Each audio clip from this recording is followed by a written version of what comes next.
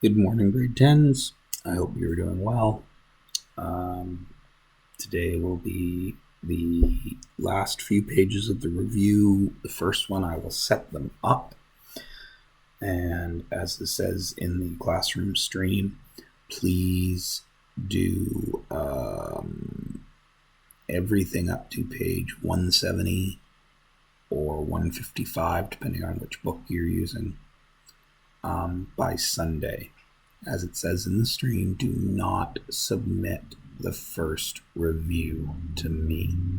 The second review will be for marks. I will post the key to this review on Monday's video, so there'll be no new stuff Monday. Okay? Let's get down to it.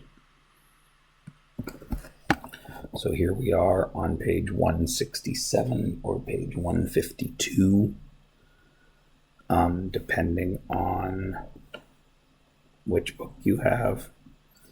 So we already know how to do this. You just have to isolate y every time. So I'm going to go ahead and I'm going to isolate this. I'm going to do this one because it's a little harder. So if I'm going to isolate y, 6x minus 20, I'm going to bring that 20 over here. And I'm going to bring that y over there, equals 5y. Then I divide by 5, divide by 5, divide by 5. 6/5 x minus 4 equals y. And there I am in slope-intercept form, so I just graph it. 1, 2, 3, 4, 6 over 5, up 6, 1, 2, 3, 4, 5, and there's my line. So you're going to do the other 5 on that page. Then we get to some hard ones. Find the x and y intercepts and graph. So remember, x intercepts are x comma 0. This is a y value, so y equals 0, which means this y here is going to drop out. So what am I left with? Am I looking for an x-intercept? 2x minus 8 equals 0. 2x equals 8. X equals 4. Now, I'm going to erase that big X. A y-intercept is at 0, y. That tells me x equals 0. So this x is going to drop out, and I'm going to be left with 5y minus 8 equals 0. 5y equals 8. Y equals 8 over 5. Now, that's more than I wanted to do there, but there it's set up. You graph it.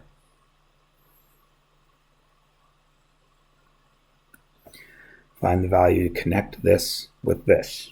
Well, for me to set this up, you know the slope, and you have an x1 and a y1, because you have an x and a y, and an x2 and a y2. And you know that slope m equals y2 minus y1 over x2 minus x1. And you know that the slope in this question is 6 over 5. So you would write 6 over 5 equals y2 minus y1 over x2 minus x1.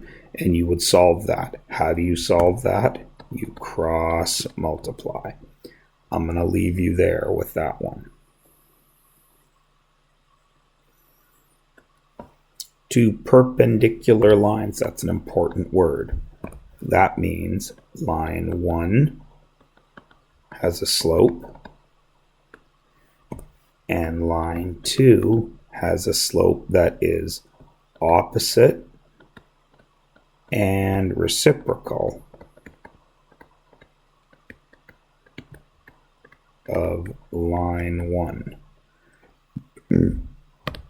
They intersect on the x-axis. That means they both have the same x-intercept. This is one of the lines. This is line 1. So if you can find line 1's x-intercept and slope, then you could graph it. Then you could find the other line because it will have the same x-intercept but an opposite slope. So let's work with just the first part. Line 1,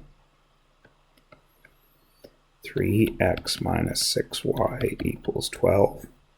The x-intercept means the y is going to drop out. 3x equals 12, x equals 4, which means in line 1, I shouldn't have used red because I'm using red for line 2. I'll use blue.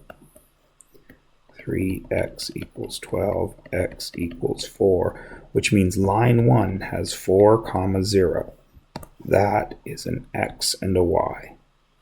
You also know line 1, 3x minus 6y equals 12, negative 6y equals negative 3x plus 12, y equals 1/2 x plus,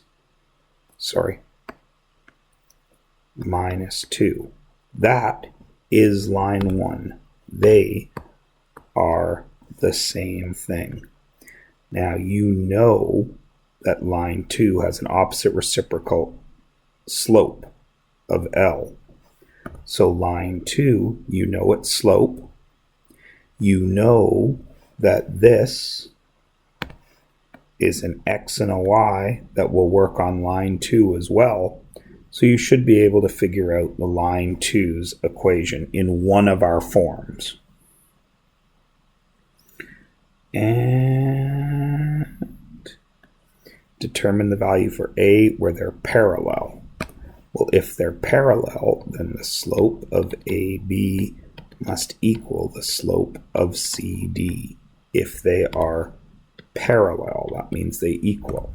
So we know that AB's slope is y2 minus y1 over x2 minus x1, and CD's slope would be y2 minus y1 over x2 minus x1. This is AB, blue. This is CD, green. Where do I find the x's and y's to put in there? Oh, look. 2 x's, 2 y's for A and B. Sorry, should have done that blue. And 2 x's and 2 y's for CD. Figure it out. What if they are perpendicular? Well, then, what do I have to do to CD? It used to be this. But if it's perpendicular, it means opposite and reciprocal, doesn't it? So I still have in blue y2 minus y1 over x2 minus x1. And then what's going to happen to CD? Well, it's going to reciprocate x squared minus x1 over y2 minus y1. And it's got to be negative. Then you can do the work. And lastly, point slope form. We know something about that, don't we? If we were going to graph this, how would you do it? Well, we know that that and that give us a point on the graph. And that point on the graph is opposite sign to the equation. So I come over here and I see, negative 3. 1, 2, 3. Positive 4. 1, 2, 3, 4. There is my point on the graph. And I know that is my slope, negative 3/4. So down 1, 2, 3, right 1, 2, 3, 4, or up 1, 2, 3, left 1, 2, 3, 4. And there's the line. Oops! Whew, that was awful. Then I want it in all the other forms. General is ax plus by plus c equals 0. You get everything on one side, no brackets, no fractions, no decimals. A is positive. You can find all that in your notes. Standard form, ax plus by equals c. Just get the x and the y together. Again, no decimals, no fractions. A must be positive. And lastly, slope intercept.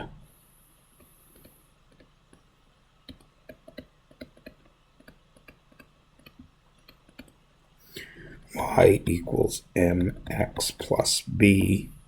And in slope intercept, you just have to isolate y. That's the only thing you have to do. Once y is by itself and there's no brackets, you have slope intercept form.